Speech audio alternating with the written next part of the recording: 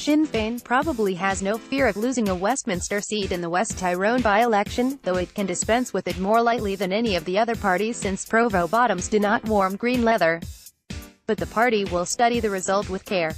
However, it turns out it will carry implications across a range of complications that have not mattered in the past.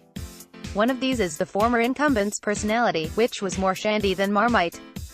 Barry McElduff was an affable clown in a party which does not really provide much stellar variety. You could hate what he stood for, but he was undeniably entertaining, a great media performer and a playful bloke. Sinn Fein will wonder to what extent the character of the man was a magnet for votes. It must have played some part.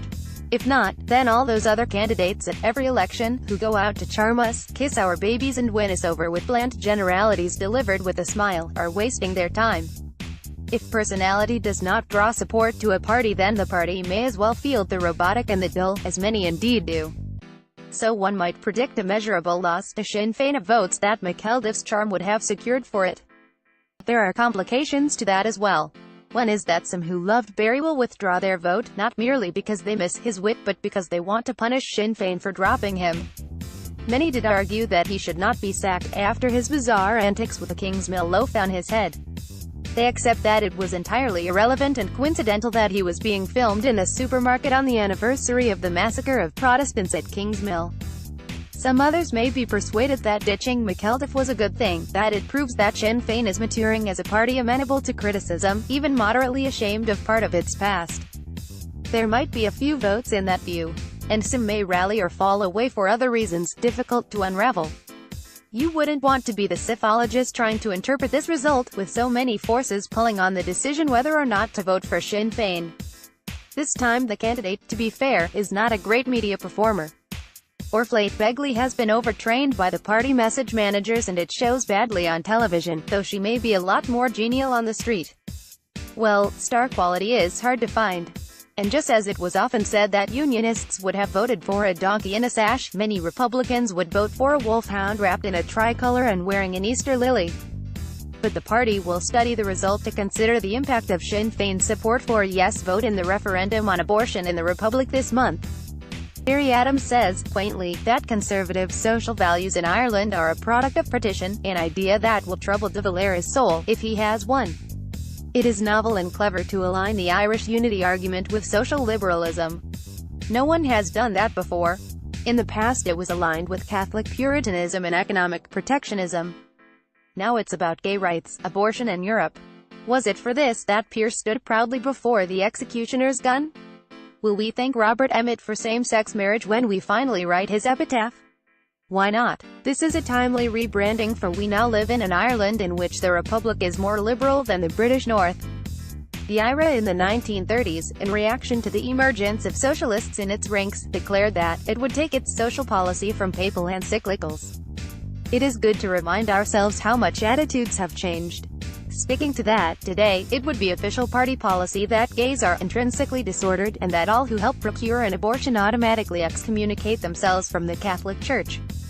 But there are many Catholics in Tyrone who are appalled by the idea of abortion being legalized in Ireland, and many of them in the past have voted for Sinn Fein. Abortion is one of those few issues that people feel so passionately about that it overrides all other political considerations.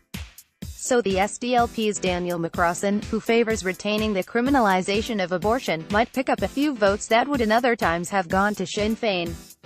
But will anyone be able to tell for sure whether the decider there was the differing stance on abortion or on abstention? For there is another strong reason why some people will prefer to back the SDLP.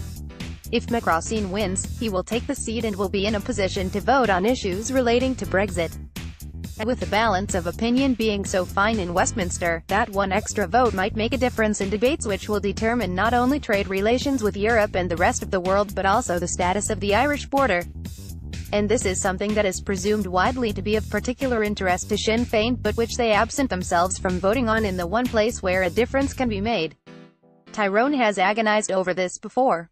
In 1969, Bernadette Devlin won the Mid-Ulster seat and went to Westminster. She was a surprise candidate after much discussion among local Republicans. The Republicans then were divided on whether to abstain or not if they won. Sinn Féin's Tom Mitchell wanted to fight the seat and take it.